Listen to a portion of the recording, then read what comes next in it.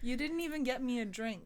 I just asked if you wanted coffee. Well, usually you ask people what they want to drink. What do you want to drink? Well, there's no options. We have wine. I have to study. And it's 11 a.m. Ben! Are you excited to be here? I am excited, but I'm so nervous. Just starts crying.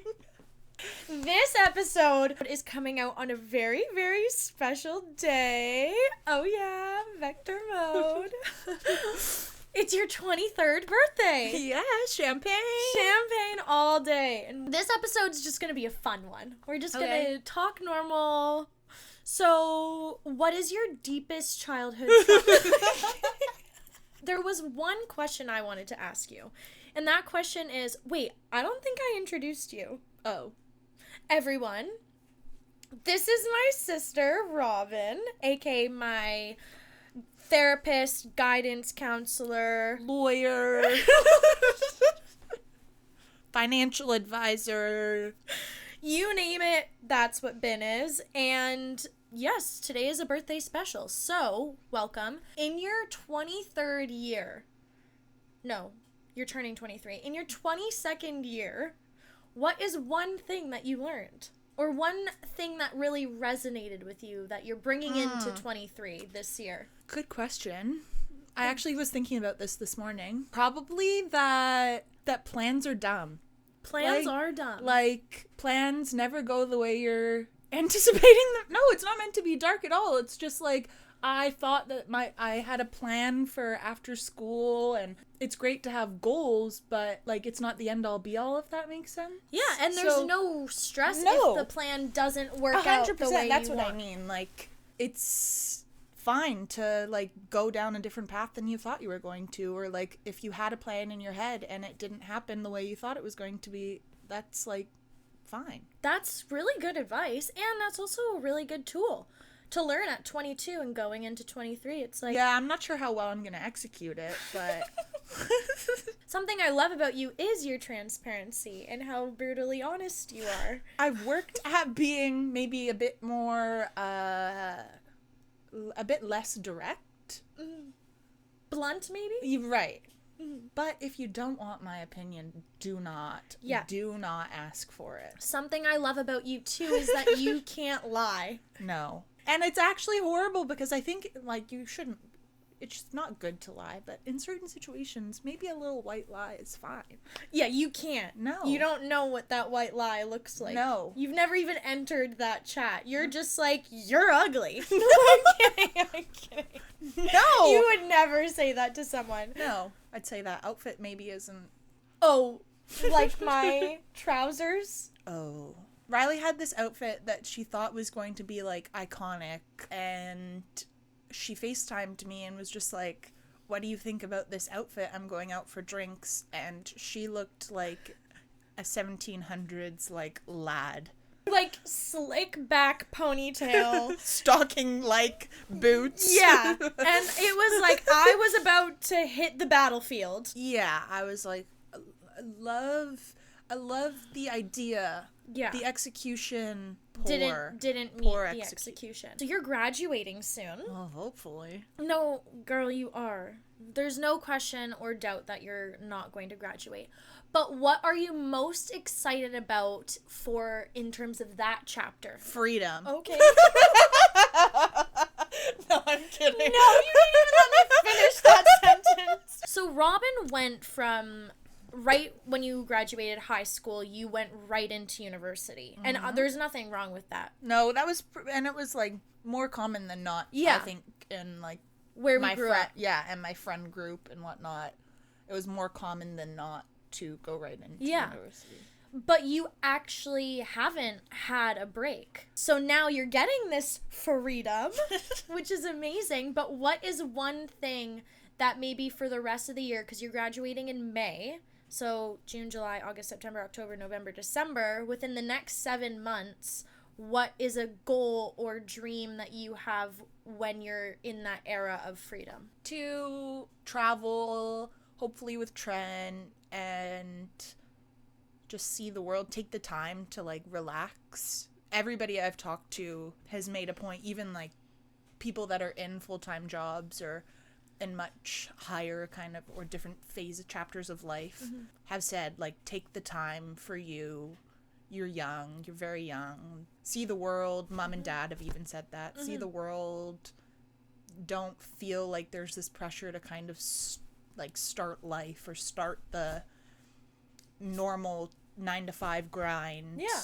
In university and throughout life, it feels like you keep like, okay, but I have to get the job. There's no time for me kind of thing. And I think that's another thing I've learned is just like, it's okay to not have a plan or a structured plan. Yeah. Or take some time to like be young and do whatever you want. Yeah. I did that. Like, I'm still in that era of like graduation, traveling in my 20s. Your 20s should be your selfish years. So same with your 30s. I think that also changes as your life goes on. Like, okay, do I want a family? Do I want to buy property? Robyn will be the bitchiest pregnant woman. Being pregnant, it's like rub my feet. Yeah. You have to. I'm pregnant. Yeah. I would like for you to share some of our childhood. What was it like having me as a sibling? Are you honestly asking that? What age are we talking? When I was your vacuum? Like, Riley was the definition of, like, I'm the older sibling. I know that I can get this child to do whatever I want. Let's see how far we can push it. So I would drop popcorn. And she'd be like, vacuum, vacuum. And there I am, like, an idiot. On my hands and knees, like, you're not allowed to use your hands. That's not what vacuums do. You have to suck it up with your mouth. So I'd be on the ground. At least it was popcorn, not like soup. Okay, yeah. The best is, we told our parents this, like a few weeks ago? Oh, the vacuum? Yeah, like a month ago. And they were floored. They were more like, come on, Robyn. Yeah, And I'm like, what do you mean? I'm 6. Yeah, it was the fact that they were more mad at you that you did Stick up for yourself. I'm like, I wanted to just have a friend. You did, because we're best friends now. Now.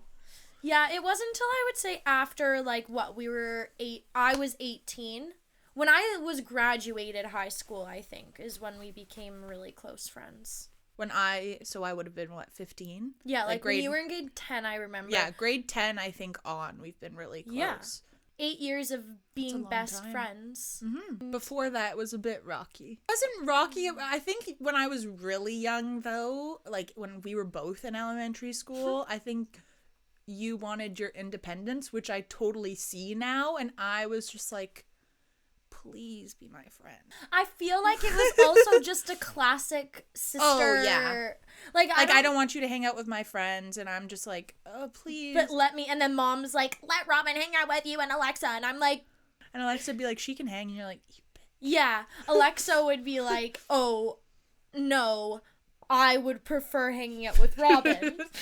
No, but we've become really good at, like, my friends are your friends and your friends are my friends. And, like, it's not like, oh, this is my sister. Can she tag along for either of us? It's just like, oh, Riley's coming or oh, Robyn's or Ben's coming. Like, and realistically, every single time they're like, yay! Same. Wait, can I ask? Yeah. What do you think? What do you, like, when you reflect on our childhood, what do you... If I'm being honest, all of my memories, like, when I think of them, or my earliest memories and just growing up in elementary school and whatnot, we were together. So I feel like as we got into early high school, or like when we were in that super hormonal phase, it was like, no shit, we're gonna explode. Yeah. Like, we're with each other literally from our waking moment to when we fall asleep. Mm-hmm. And that was also a lot by choice of like, hey, let's hang out, or like, hey, I'm going down to the cul-de-sac, like, come. I just remember we were always together. Mm-hmm. Maybe not necessarily hanging out. Like, when I think of Sam and Harris, for example, like I would hang out with Sam and like you would hang out with Harris, or you would hang out with Elena, I would be with Emery. Like it would be like, you know. Honestly, we need to fucking trademark that game though. Pom Pom 4040? Yeah. Or Ghost Tag. Robyn and I broke our babysitter's toe once by playing Ghost Tag. Would you like to explain the rules? There's only one rule. So in our basement at the time, before we renovated it, there was this one, like, it was our playroom, and there was, like, old furniture in it that some of the bottom, like, what are the, like, the bottoms of the... legs of the chair. Of the chair were broken, and so we could kind of, like, do whatever we wanted with this furniture and in the playroom. Riley and I decided that it would be a good idea to start this game called Ghost Tag, where the person that was it would put a thick blanket over their body like a ghost. To preface, if the blanket we felt as though they could still see, we would then pile 3 blankets on like them. there was no way for the ghost to see where they were going. So the ghost would be it, and you'd have to, it was like tag. It was ghost tag. Pretty self-explanatory. Riley and I, because we could do whatever we wanted with the furniture, would start like moving the furniture around and like propping it on its legs and like hiding under the furniture. And so the ghost obviously doesn't know that we're doing all of these changes to the layout, like, playroom. Yeah. And then they're running into standing up furniture, and we think it's hilarious. Yeah, like we're getting, like idiots. Yeah, we're like, how did you not know I was gonna prop the chair up and block you from entering my area? Like, yeah, but every time somebody came over, we wanted to play Ghost Tag. Yeah, we were creative children. Mm-hmm. We had a good singing competitions. Oh yeah. We made songs. Robyn and I wrote a song. Should we sing a part of it? What-oh, it's you. What-oh, 'cause I know it's true. What-oh, I know you're the guy. What-oh, so don't be shy.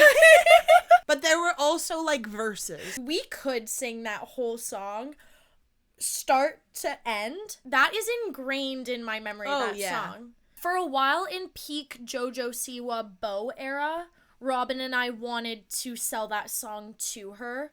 I think we would have, like... Oh. That could have been our... We would be millionaires. Yeah. And we would sing that with passion to our friends, and they would be like, I don't know what they actually thought. None of them said it was bad. Well, probably because they were worried about what our reactions would be. Robyn would wake up at 3 a.m. Watch MTV, music videos... Dad's waking up for work at 5. He's like... He sees Robyn in the pitch dark with the TV on. I'm like, hi, Dad! Robyn's like, yes, finally someone's awake. They should have never taught me how to turn on the TV. I was just going to say, the second they taught Robyn how to turn on the TV, it was downhill. Robyn was doing grade 11 math in grade 3. No. In grade 5, I got tested.